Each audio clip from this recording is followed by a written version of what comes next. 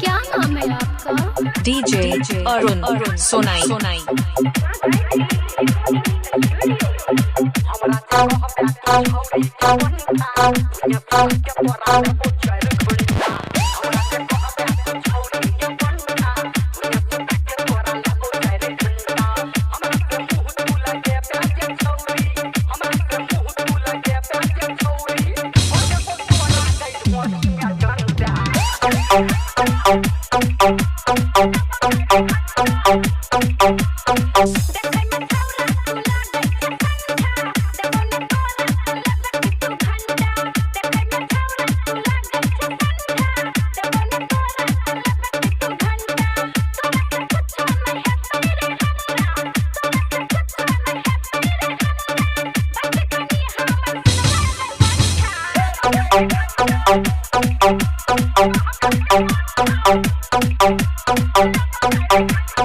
SK recording studio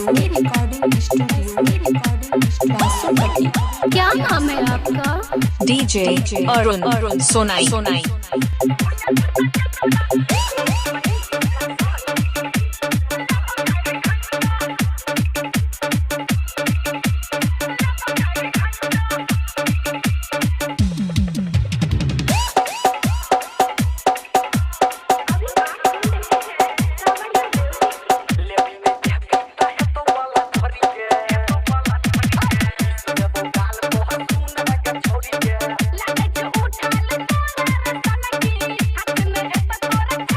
studio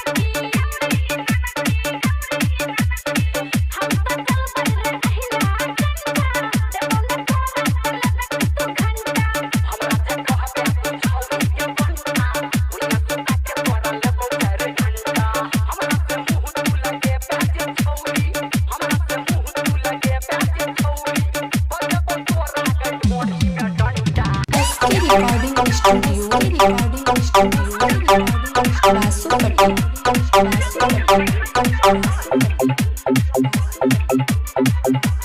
क्या नाम है आपका? DJ Arun Sonai SK recording studio बासुपट्टी।